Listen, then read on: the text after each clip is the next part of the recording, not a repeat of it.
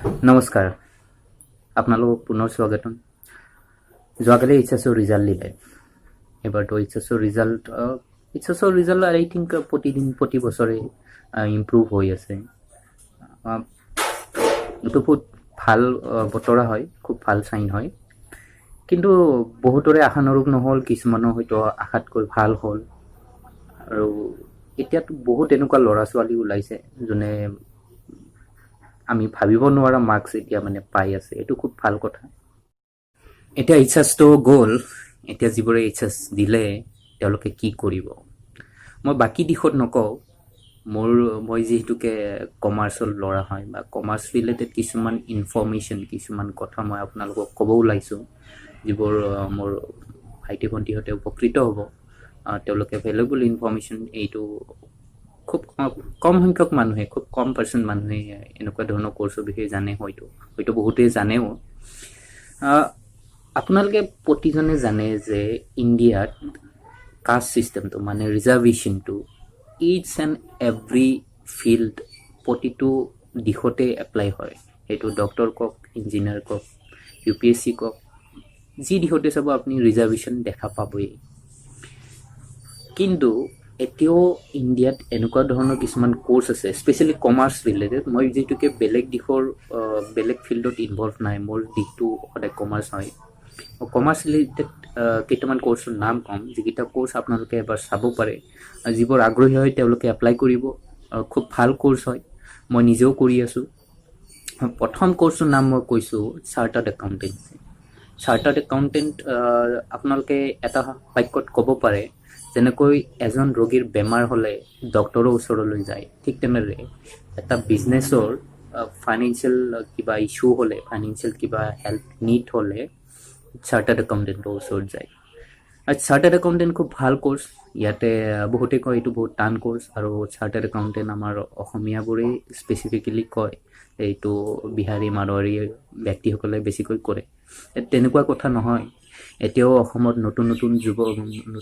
ল'ৰা ছোৱালী chartered accountancy কোৰ্চৰ প্ৰতি আগ্ৰহী হৈছে যিসকলে জানে খুব কম বয়সতে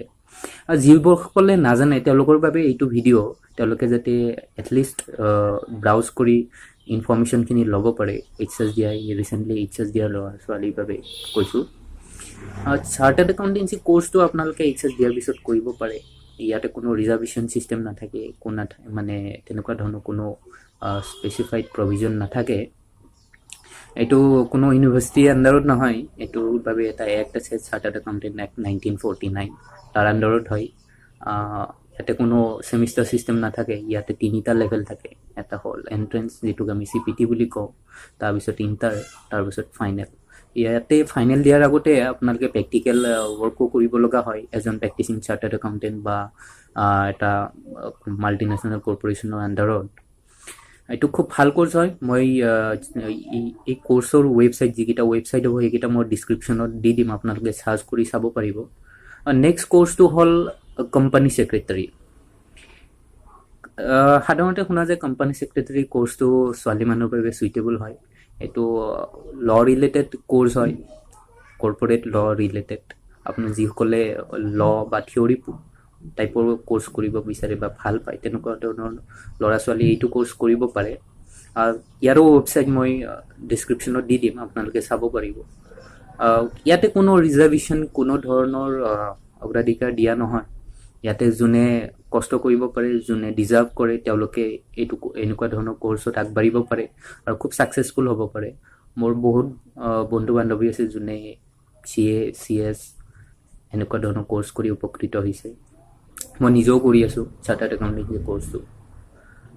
নেক্সট কোৰ্চটো মই নাম কৈ আছোঁ আপোনালোকৰ সেইটো হ'ল কষ্ট একাউণ্টেণ্ট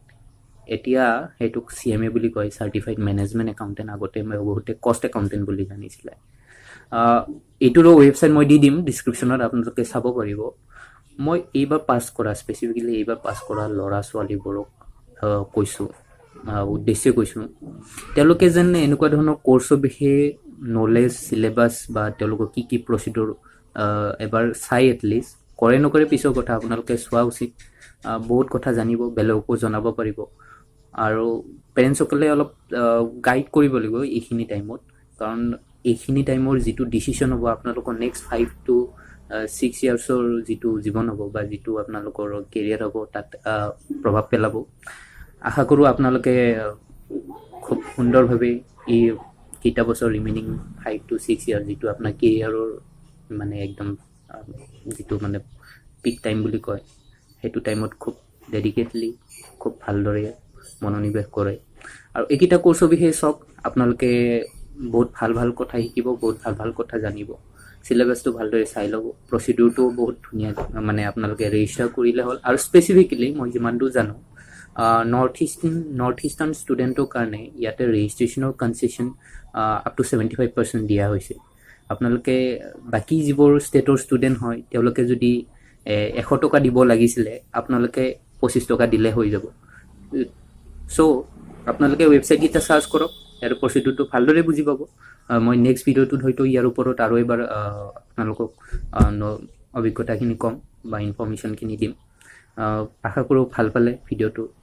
ভাল পালে লাইক কৰিব শ্বেয়াৰ কৰিব ধন্যবাদ